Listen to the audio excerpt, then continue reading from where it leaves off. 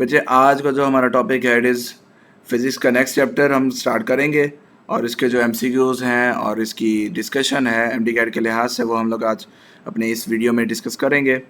Today's chapter is about rotational and circular motion. तो बेटे start करते हैं आज का टॉपिक।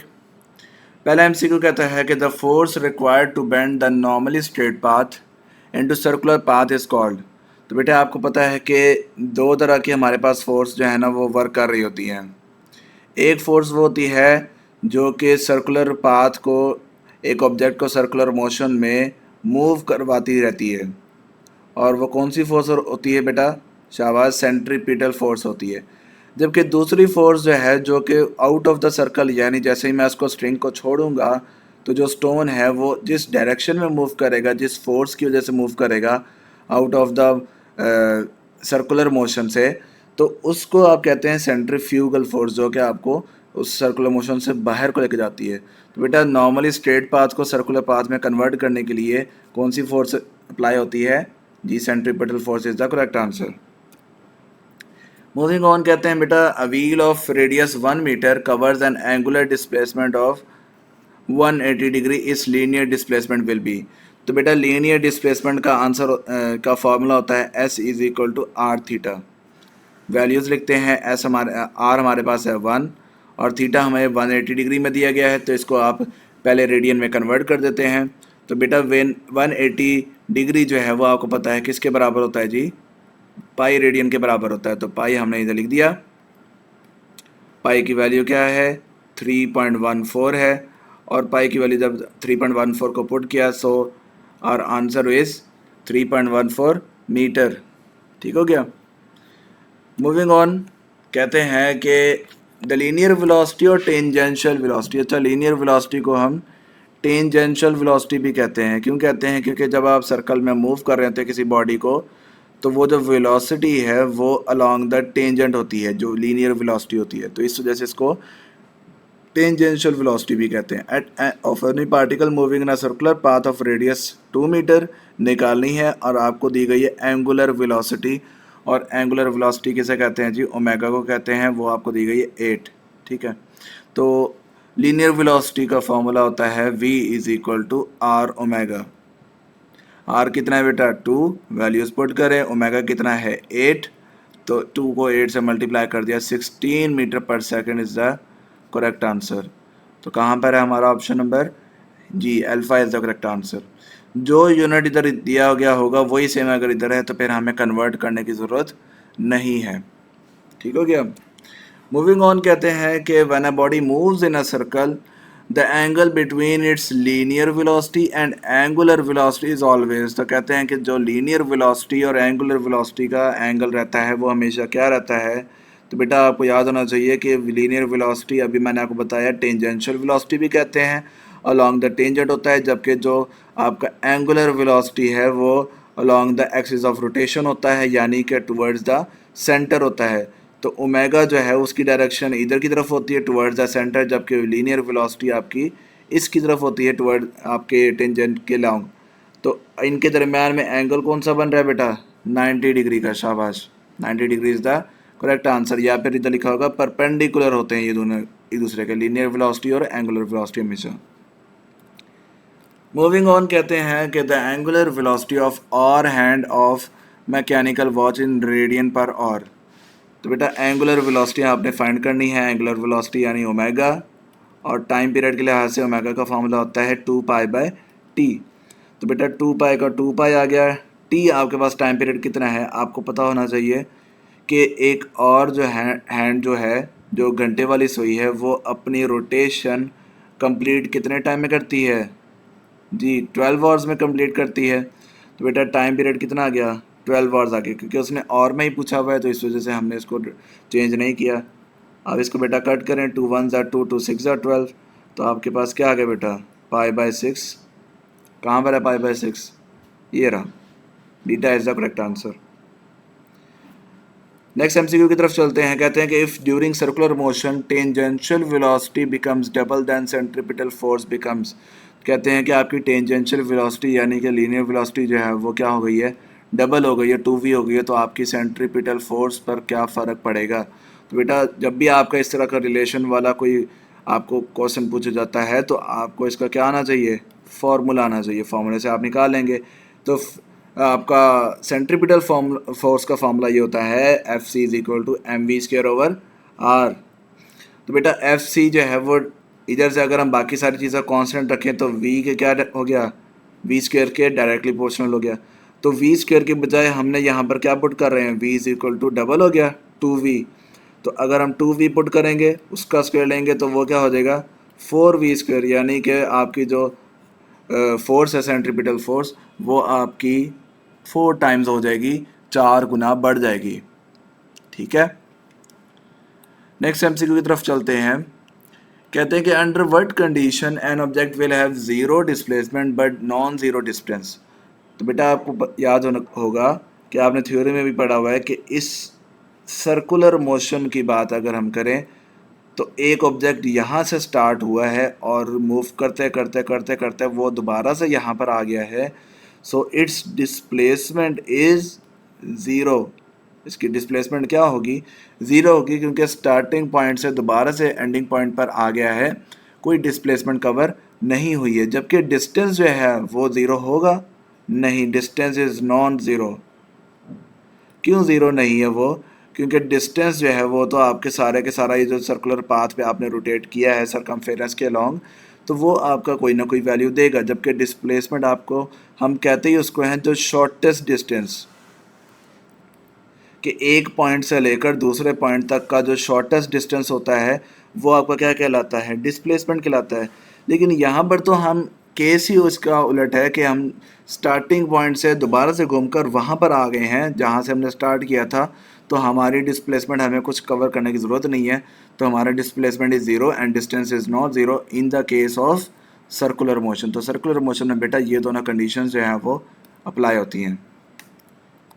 नेक्स्ट चलते हैं बेटा एमसीक्यू नंबर 8, ये आपकी बुक की स्टेटमेंट है। And 1 radian is equal to, तो 1 रेडियन बेटा याद रखिएगा कि 1 रेडियन बराबर होता है 57.3 डिग्री के, शाबाश, 57.3 डिग्री के। एमसीक्यू नंबर 9 कहता है कि अ 10 Newton force moves a body around a circular path, circular motion में ऑफ रेडियस ये, what is the work done in completing 1 revolution. तो बेटा वर्क डन कितना होगा, हाँ जो कुछ बच्चे करेंगे 50 को मल्टीप्लाई कर दें सर फोर्स को डिस्प्लेसमेंट आप आर से, तो आपका जो है ना वो 500 आ जाएगा। No, 500 is not answer. क्यों नहीं है, क्योंकि वर्क डन का फॉर्मूला सर ये होता है W is equal to F d cos theta. तो कॉस थीटा भी तो देखो इधर, कॉस थीटा क्या है 90 डिग्री है और कॉस 90 क्या होता है 0। सर्कुलर मोशन में जो आपका रेडियस है या वो डिस्प्लेसमेंट है it is along the tangent, ठीक है। जबकि जो फोर्स है वो along the axis of rotation या टुवर्ड्स द सेंटर होती है। तो जब आपका फोर्स और डिस्प्लेसमेंट के दरमियान में जो एंगल है वो क्या बन रहा है, परपेंडिकुलर हैं ये दोनों, और 90 का एंगल बन रहा है, तो 90 का एंगल जो है cos 90 ज़ीरो होता है। तो बेटा हमेशा याद रखना है कि work done along the close path या फिर सर्कुलर मोशन में हमेशा क्या होता है, ज़ीरो होता है। उसके 90 डिग्री जब परपेंडिकुलर की केस होता है, ये हमने in the work and energy में भी पढ़ा था कि 90 का डिग्री का एंगल हो तो उस केस में हमारे पास ये फोर्स और डिग्री इसमें डिस्प्लेसमेंट का ज़ीरो होता है, वर्क डन। ठीक हो गया, मूविंग ऑन। कहते हैं कि number of revolutions in 720 degrees.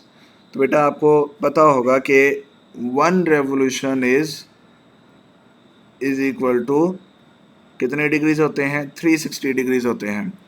इसी तरह से इसको अगर हम रेडियन में बेटा कन्वर्ट करें तो याद रखिएगा 2 पाई रेडियन इसके बराबर होता है, ठीक है। तो कहते हैं कि 360 की बजाय 720 हो गया। तो सिंपल सा फार्मूला है कि एक रेवोल्यूशन में 360 थे, 360 जमा 360 720, यानी कि कितने रेवोल्यूशन हो जाएंगे टोटल, 2 रेवोल्यूशन हो जाएंगे। तो 720 को आपने क्या कर दिया, दूसरे अगर सॉल्व भी करना है तो आप 360 से डिवाइड कर देंगे जो एक रेवोल्यूशन का होता है, तो आपका यही आंसर आ जाएगा, 2 revolution is the correct answer. ठीक हो गया, मूविंग ऑन। कहते हैं कि the car moves in a circular path due to. तो एक कार जो है वो एक सर्कुलर पाथ में क्यों मूव करती है, तो बेटा इसका ऑप्शन ए या फिर सी कौन सा बनेगा इसमें से, देखते हैं। जब भी आपने बैंकिंग ऑफ रोड्स पढ़ा होगा, एक टॉपिक बैंकिंग ऑफ रोड्स क्या कहता है कि आपके पास जो रोड है वो एक कर्व्ड पाथ में है, ठीक है। जब आपके रोड पे कर्व्ड पाथ आता है तो आपकी जो गाड़ी है वो इस मूव करती है उसके कर्व्ड पाथ के ऊपर, तो आपके टायर और रोड के दरमियान में जो फ्रिक्शन है, टायर और रोड के दरमियान में जो फ्रिक्शन है वो आपको प्रोवाइड करेगी the centripetal force, frictional force provide करेगी the necessary centripetal force for this car to move in the circular motion. तो बेटा फ्रिक्शनल फोर्स वो फोर्स होती है जो कि आपको वो सेंट्रीपिटल फोर्स प्रोवाइड करती है वो उस गाड़ी को, ताकि वो in the circular path move करते रहे। ठीक हो गया, तो frictional force is the correct answer. आगे चलते हैं, कहते हैं कि radian is use to measure. तो बेटा अभी हमने इसकी रिलेशन पढ़ा कि 1 रेडियन इज इक्वल टू कितना एंगल, 57.3 डिग्री, शाबाश। और इसी तरह से अभी मैंने आपको बताया कि 2 पाई रेडियन जो है वो किसके बराबर होता है, 360 डिग्री के। और इसी तरह से पाई रेडियन किसके बराबर होता है, 180 डिग्री के। तो बेटा रेडियन जो है वो हमेशा मोस्टली जो है हम लोग लार्ज एंगल्स के लिए यूज़ करते हैं। बोथ ऑफ दीज भी आ सकता है, लेकिन ज़्यादा appropriate answer is the large angle. ठीक हो गया, नेक्स्ट चलते हैं। कहते हैं कि if earth covers 360 degrees in 24 hours then how many degrees are in 2 hours. तो कहते हैं कि आपके पास 360 डिग्रीज हैं, 24 घंटे में अर्थ जो है वो कवर करती है, तो 2 घंटे में कितना कवर करेगी, तो 2 घंटे मैंने इधर लिखा और उसका एक्स लगा दिया, ठीक है। तो आपको पता है सिंपली हमने क्रॉस मल्टीप्लाई करते हैं मैथमेटिकली डायरेक्ट इनडायरेक्ट वाले फॉर्मूले से। तो आपके पास 24x बेटा इधर आ गया, 2 जो है वो 360 से मल्टीप्लाई हो गया, x इधर ही रहा, 2 मल्टीप्लाई 360 डिवाइडेड बाय 24, 2 के साथ 24 कट गया 12, 12 3 36 और 0 का 0, so answer is 30 degree. Clear है। रोटेशंस होती हैं, नंबर 1 इज मूवमेंट होती है, रूट्स को रोटेशन कहते हैं। It is about its own axis,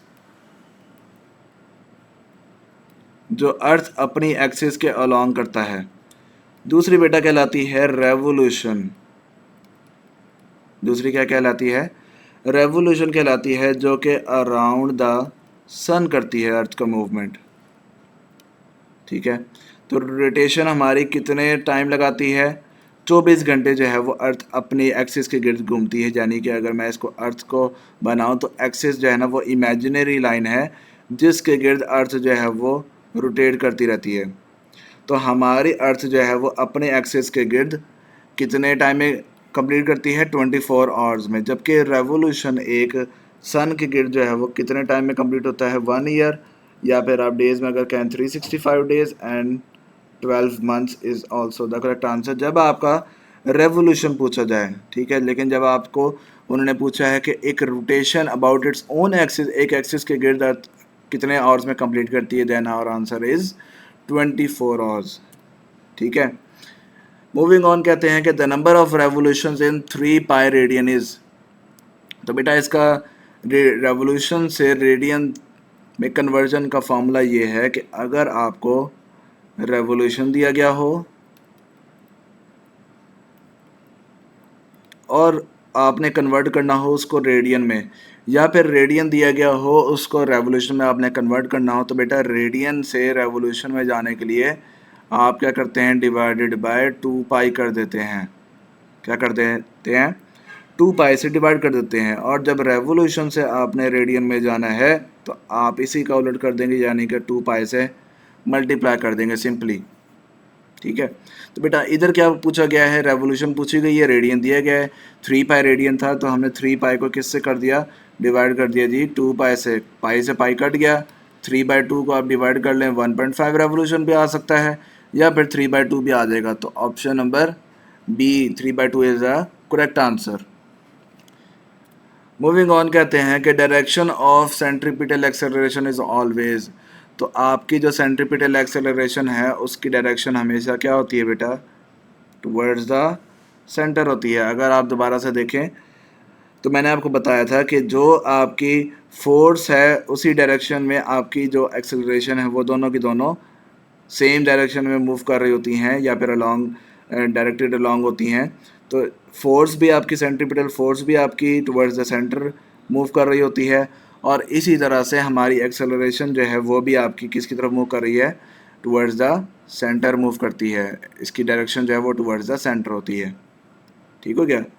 जबकि टेंजेंशियल आपकी जो है वो लीनियर वेलोसिटी होती है। इसी तरह से लीनियर डिस्प्लेसमेंट, ये दोनों चीज़ें आपकी जो हैं वो टेंजेंशियल उसके अलोंग जा रही होती हैं। Next question is the moment of inertia depends upon, कहते हैं कि मोमेंट ऑफ इनर्शिया किस चीज़ पर डिपेंड करता है। तो बेटा लीनियर टर्म से हम कुछ एंगुलर टर्म्स की तरफ जाया करते हैं एंगुलर मोशन में, तो उन्हीं में से एक टर्म ये होती है कि जब आपके पास मैस या फिर इनर्शिया होता है लीनियर मोशन में, उसी मैस और इनर्शिया को हम कन्वर्ट कर देते हैं मोमेंट ऑफ इनर्शिया में। किस में कन्वर्ट कर देते हैं, मोमेंट ऑफ इनर्शिया में। तो लेकिन मैस ओनली इधर नहीं आएगा, इधर आएगा कि उस रिजिड बॉडी में जो एक्सिस के अलोंग आपके जितने भी पार्टिकल्स हैं या मैस डिस्ट्रीब्यूट हुआ पड़ा है उस रिजिड बॉडी के अलोंग, तो उस मैस की डिस्ट्रीब्यूशन वो सारी के सारी हमारी जो है वो मोमेंट ऑफ इनर्शिया को एक तरह से फैसिलिटेट करेंगे या उस पर इफेक्ट करेंगी।